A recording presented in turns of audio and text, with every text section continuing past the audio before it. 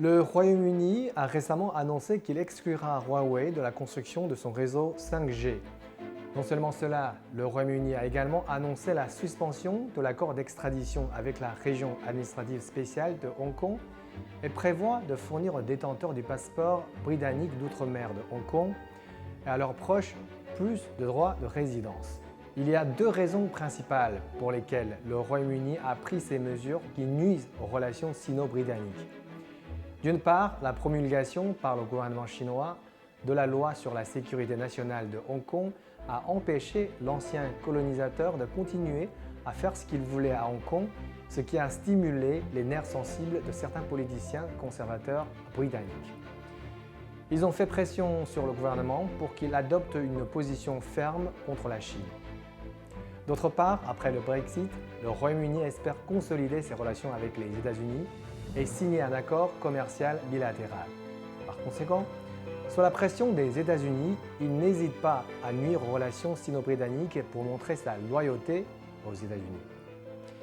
C'est une tradition de la diplomatie britannique d'adopter une stratégie équilibrée en politique internationale dans le but de maximiser ses intérêts. Mais détériorer les relations avec la Chine et rejoindre le camp américain peuvent-ils vraiment maximiser les intérêts du Royaume-Uni? Prenons l'exemple de l'exclusion de Huawei du réseau 5G. Selon Reuters, le remplacement de l'équipement de Huawei augmentera le coût des opérateurs britanniques de 2 milliards de livres. Ces coûts seront finalement supportés par les consommateurs britanniques.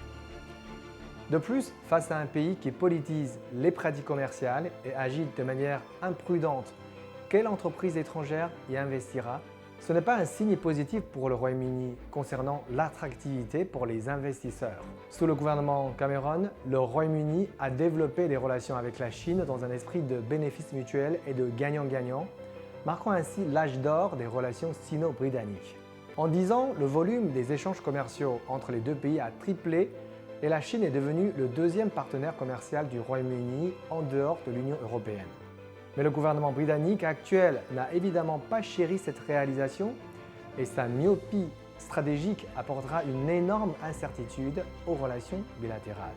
Jim O'Neill, l'économiste britannique qui a proposé pour la première fois le concept de pays BRIC, a déclaré, je cite, « Au cours des 20 dernières années, la Chine a été le principal contributeur à la croissance du PIB mondial. Quelle raison a le Royaume-Uni de s'isoler de la Chine ?» Fin de citation. Bien que Pompeo ait salué à Londres des mesures dures prises par le Royaume-Uni contre la Chine, il n'est pas si facile pour Londres de signer un accord commercial équitable avec les États-Unis. Sous le slogan American First, tant que les États-Unis sentent que leurs propres intérêts ne sont pas satisfaits, ils n'hésiteront pas à agiter le gros bâton contre leurs alliés. Les États-Unis imposent des droits de douane sur l'acier et l'aluminium britannique depuis 2 ans. Récemment, les États-Unis ont menacé d'imposer des droits de douane sur 3,1 milliards de dollars de marchandises en provenance du Royaume-Uni et de l'Union européenne en représailles aux subventions de l'Union européenne à Airbus. Dans l'accord commercial anglo-américain qui est toujours en cours de négociation, ce que les États-Unis demandent serait beaucoup plus que le Royaume-Uni veut donner. Par exemple, selon les médias américains, les États-Unis veulent que les produits agricoles américains bénéficient d'un accès complet au marché britannique, mais le Royaume-Uni refuse fermement les cultures génétiquement modifiées des États-Unis. Les États-Unis exigent également que le système national de santé du Royaume-Uni soit ouvert aux sociétés pharmaceutiques américaines, mais le gouvernement britannique refuse de négocier sur des questions telles que la tarification des médicaments.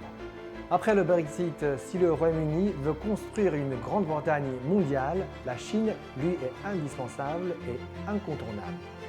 S'éloigner de la Chine, qui veut coopérer sincèrement, et suivre les États-Unis qui font preuve d'égoïsme pour le Royaume-Uni, c'est un pari risqué entre les deux.